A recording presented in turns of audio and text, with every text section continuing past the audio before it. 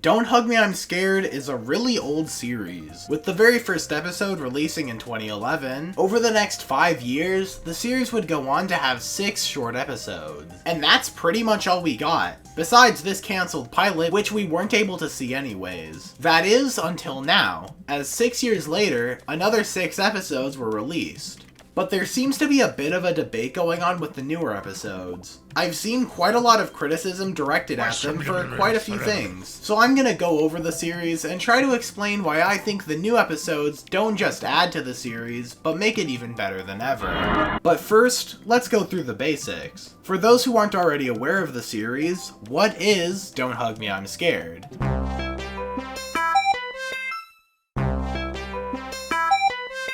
Don't Hug Me I'm Scared, often shortened to DHMIS, is a British YouTube series turned Channel 4 TV show created by Becky Sloan, Joe Pelling, and Baker Terry. There isn't really a proper genre to put it into.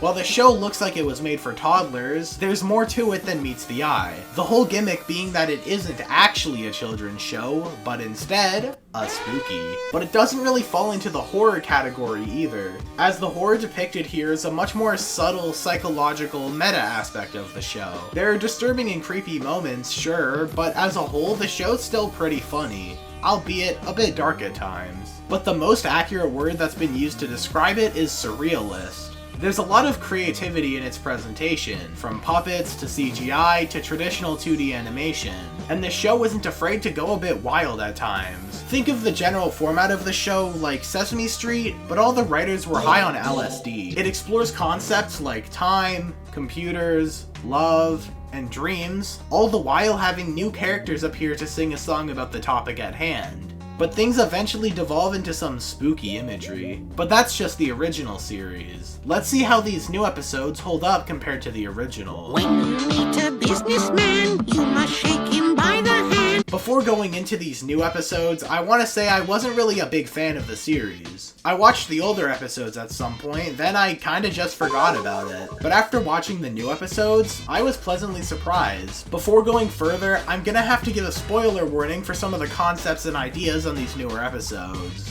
I highly recommend that you stop watching here and watch the series completely blind, as things are just more fun that way. Anyways, the new set of episodes seem to ignore the ending of episode 6, with the low-budget reboot, but it could be explained pretty easily with some in-world reasons. More on that later. From the 6 new episodes we got, I can easily say that each and every one hit the mark, and I genuinely can't think of a single forgettable episode. With that being said though, it took 6 years for 6 episodes, plus a TV pilot that got cancelled, so I'm sure they had a lot of time to ensure they're all insanely compact. A lot happens in these episodes. In fact, I'm gonna break down the first episode real quick.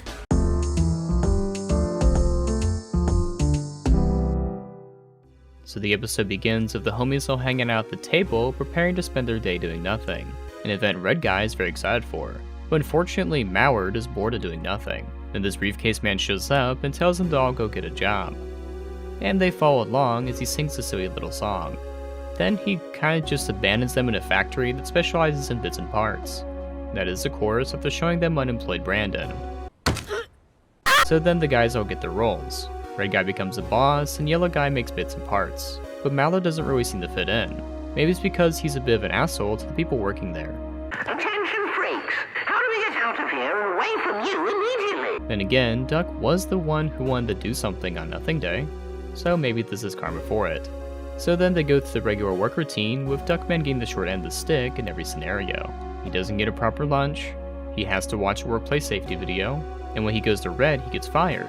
But then he goes to therapy, a trippy music video happens, something cute library. Then he gets attacked by this guy, the Care Hound. After that, he ends up going back to work, but this time 40 years in the future, at the retirement party for Yellow Guy. A freak accident ensues when Mallard grabs the first aid kit off the wall. Oh look, it's the briefcase guy again. And they go back to where they began, resetting the status quo to prepare for another episode.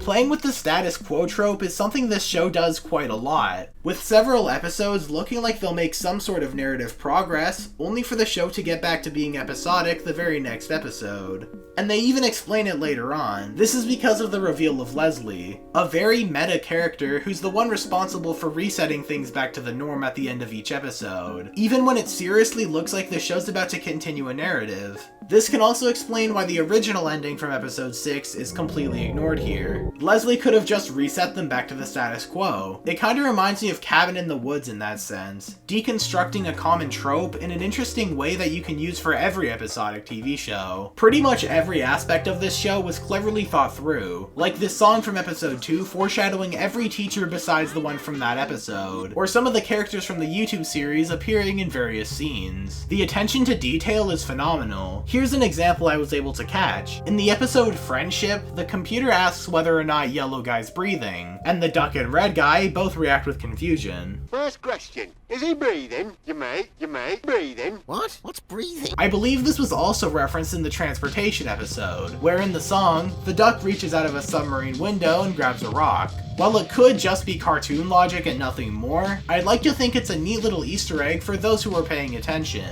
Although I will say the whole drowning in oil thing doesn't really make much sense with this context. Generally, I really like the show. The whole vibe and presentation is something I didn't know I wanted. However, I've seen some people have a few grievances with the new episodes, all of which are caused by the new episodes having to be 20 minutes long to fit with TV show time brackets. I'm gonna go over a few of these just to explain why people feel this way, as well as why I don't think it impacts the show's quality very much.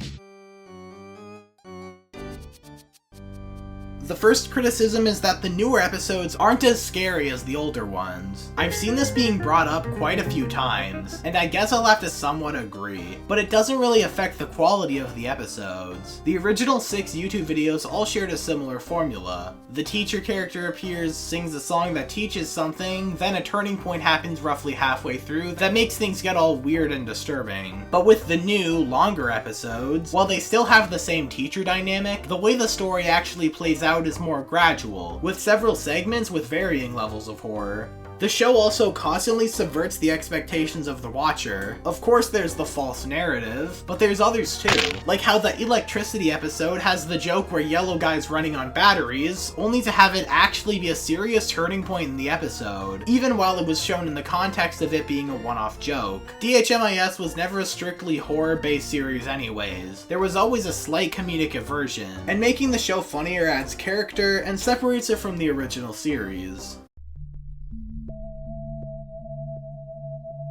Sort of a more specific version of this is that there's no longer a fear of the unknown. Another thing caused by the longer episodes is the clearer focus on characters. The logic behind this is that knowing more what's going on in the world removes the fear of the unknown, which leads to the show being less scary. I somewhat disagree though. The show itself, even the original run, wasn't all too scary anyways, so the deeper focus on character building is something that's more important, especially with your show covering full-length episodes. Like seriously, if they had to do a 20-minute episode using the original formula, there'd be a lot more filler. Now just a few more questions, and we'll be on our way.